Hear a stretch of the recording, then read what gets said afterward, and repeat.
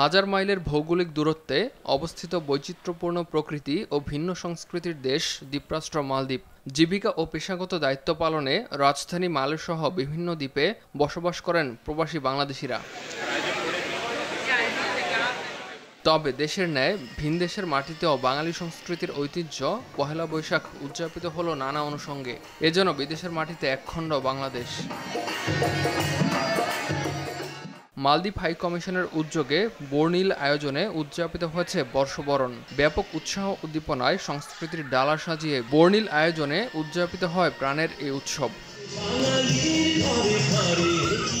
আয়োজিত বর্ষবরণ অনুষ্ঠানে বিভিন্ন দেশের রাষ্ট্রদূত ও তাদের পরিবার পরিজন নিয়ে অংশগ্রহণের মাধ্যমে দেশীয় সংস্কৃতিকে তুলে ধরা হয়েছে বিশ্ববাসীর কাছে, যার মাধ্যমে এই আয়োজনে যোগ হয়েছে নতুন এক মাত্রা।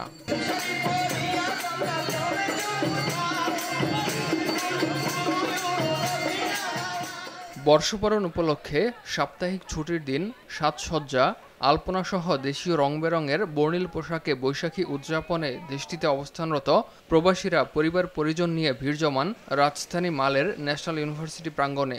আজকে এই অনুষ্ঠানে এসে আমার মনে হচ্ছে যে এটা একটা বাংলাদেশেরই একটা নতুন কালচার। শুধু এখানে বাঙালিরা নয়, বাংলাদেশি ছাড়াও পৃথিবীর অন্যান্য দেশের অনেক অতিথিবৃন্দরাই আজকে এই অনুষ্ঠানে উপস্থিত ছিল এবং ওনারা বাংলাদেশ সম্বন্ধে ওনাদের একটা ধারণা ওনারা নিতে পারছে। এ সময় অনুষ্ঠানে প্রবাসীদের সঙ্গে নববর্ষ শুভেচ্ছা বিনিময় করেন মালদ্বীপে নিযুক্ত বাংলাদেশের ভারপ্রাপ্ত high commissioner Mohammad Sohel Parvez.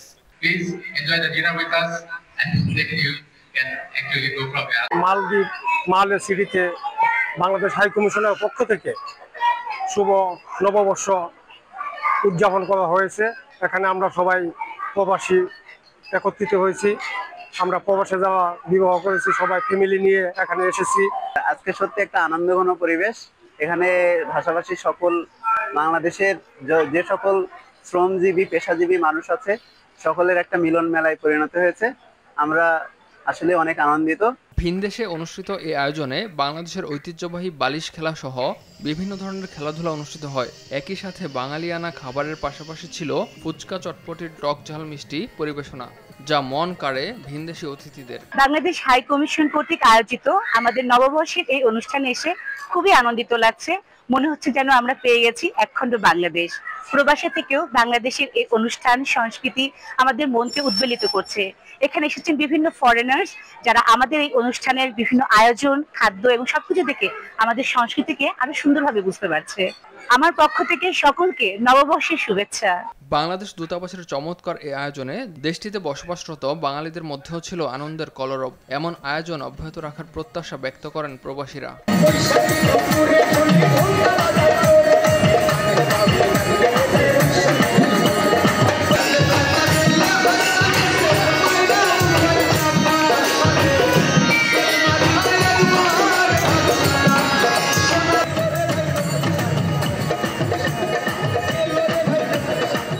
Imtiaz Ahmed, RTV।